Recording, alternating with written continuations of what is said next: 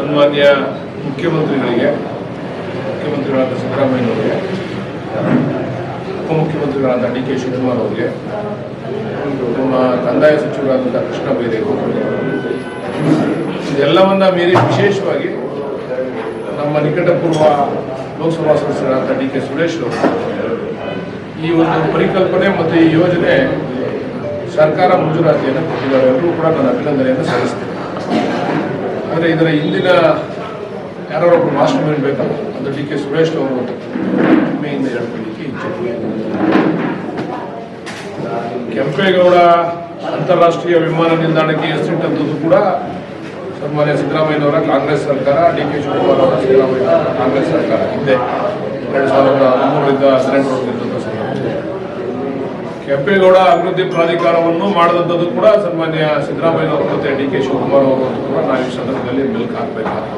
ಯಾಕಂದರೆ ಯಾಕೆ ಈ ವಿಚಾರ ಹೇಳ್ತಾ ಇದ್ದೀನಿ ಅಂತಂದರೆ, ಒಕ್ಕಲಿಗರ ವಿರೋಧಿ ಸರ್ಕಾರ ಅಂತೇಳಿ ಏನು ಕೆಲವರು ಒಕ್ಕಲಿಗರ ನಾಯಕರು ಒಕ್ಕಲಿಗರ ಹೆಸರು ಹೇಳ್ಕೊಂಡು ಓಟ್ ತಗೊಳ್ತಾವಲ್ಲ, ಅವರು ಇದು ಒಕ್ಕಲಿಗರ ವಿರೋಧಿ ಸರ್ಕಾರ ಅಂತೇಳಿ ಪ್ರಚಾರ ಮಾಡ್ತಾರಲ್ಲ, ಅದಕ್ಕೆ ಉತ್ತರ ನಾನು ಕೊಡ್ತಾ ಇರ್ತಕ್ಕಂಥ ಕಾಂಗ್ರೆಸ್ ಸರ್ಕಾರ ಒಕ್ಕಲಿಗರ ಪರವಾಗಿರ್ತಕ್ಕಂಥ, ಕೆಂಪೇಗೌಡರ ಅಭಿವೃದ್ಧಿಯ ಪರವಾಗಿರ್ತಕ್ಕಂಥ ಸರ್ಕಾರ ಅಂತೇಳಿ ನಾನು ಈ ಸಂದರ್ಭದಲ್ಲಿ ಹೇಳಲಿಕ್ಕೆ ಇಚ್ಛೆ ಪಡ್ತೇನೆ.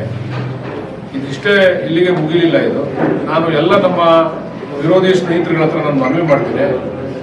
ಮಾಗಡಿ ಪಟ್ಟಣದಲ್ಲಿರ್ಬೋದು, ಮಾಗಡಿ ತಾಲೂಕಿನಲ್ಲಿರ್ಬೋದು, ಬಾಲಕೃಷ್ಣ ಏನಾದರೂ ಸ್ವಂತಕ್ಕೆ ಸರ್ಕಾರಿ ಆಸ್ತಿಗಳನ್ನ ದುರ್ಬಳಕೆ ಮಾಡಿಕೊಂಡ್ರೆ, ಬೇರೆ ವಿಚಾರಗಳು ಬಂದರೆ ನನ್ನನ್ನು ಟೀಕೆ ಮಾಡಿ ಅದನ್ನು ಸರಿಪಡಿಸೋಣ. ಆದರೆ ನಾನು ಮಾಡ್ತಾ ಇರ್ತಕ್ಕಂಥದ್ದು ಅಭಿವೃದ್ಧಿ ವಿಚಾರ.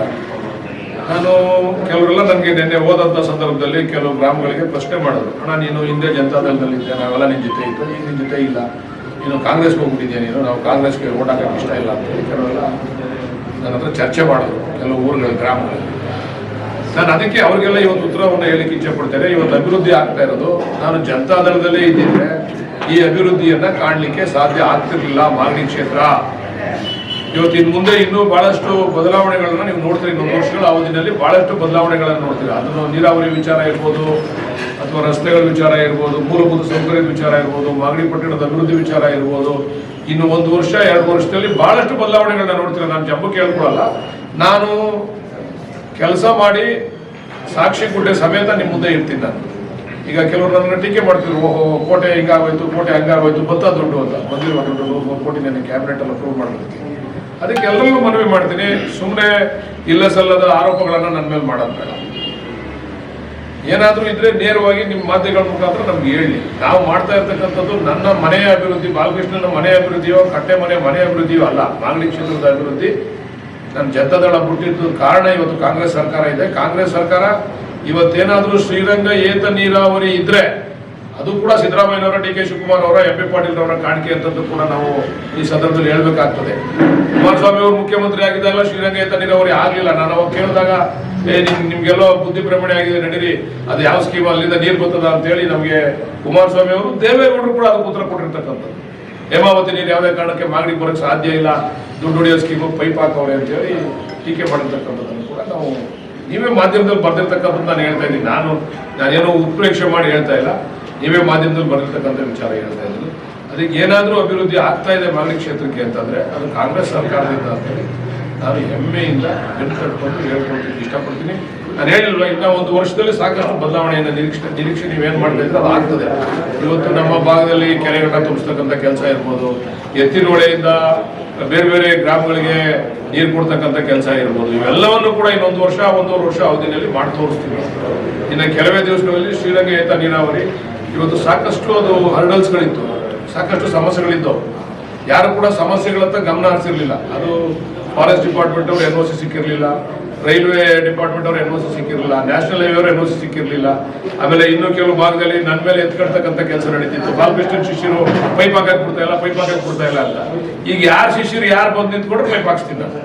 ಕೈಲಾಗದೆ ಇರೋರು ಅದನ್ನ ಹೇಳ್ಕೊತಾರೆ, ಇನ್ನೊಬ್ಬರ ಮೇಲೆ ಆಪಾದನೆ ಮಾಡ್ತಾರೆ. ಈಗ ನನಗೆ ಶಾಸಕನಾಗ ಅಧಿಕಾರ ಕೊಟ್ಟ ಮೇಲೆ ನಾನು ಅವ್ರ ಮೇಲೆ ಹೇಳ್ಬಿಟ್ಟು ಕಾಲ ಕಳೆಯೋದು, ಅವ್ರ ಮೇಲೆ ಹೇಳ್ಬಿಟ್ಟು ಏನೋ ಪ್ರಚಾರ ಗಿಟ್ಟಿಸ್ಕೊಳ್ಳೋದು ಆಗಬಾರ್ದು. ಈಗ ನನ್ಗೆ ಅಧಿಕಾರ ಕೊಟ್ಟಿದ್ದೀರಾ, ಅವ್ರು ಯಾರು ಶಿಷ್ಯರೇ ಬರಲಿ, ನನ್ನ ಶಿಷ್ಯರೇ ಬರಲಿ, ನನ್ನ ವಿರೋಧಿ ಶಿಷ್ಯರೇ ಬರಲಿ, ಅವ್ರಿಗೆ ಏನು ಕೊಡಬೇಕು ಅದನ್ನು ಕೊಡ್ತೀವಿ. ಸರ್ಕಾರದಿಂದ ಅಕ್ವಿಷನ್ ಮಾಡಿ ಅವ್ರಿಗೆ ಏನು ಕೊಡಬೇಕು ಅದನ್ನು ಕೊಡ್ತೀವಿ. ಕೆಲಸ ಯಾರು ಬಂದು ನಿಲ್ಸಂಗಿಲ್ಲ. ಇವತ್ತು ಕೆಶಿಪ್ ನೋಡ್ತಾ ಇದ್ದೀರಾ ನೀವು, ಕೆಶಿಪ್ ಕೂಡ ಎಲ್ಲ ಕಡೆ ನಿಲ್ಸಿದ್ರು ಕೆಲಸಗಳನ್ನ. ಇವತ್ತು ಎಲ್ಲ ಕಡೆ ಅಕ್ವಿಷನ್ ಪ್ರೊಸೀಡಿಂಗ್ಸ್ ಮುಗಿತು.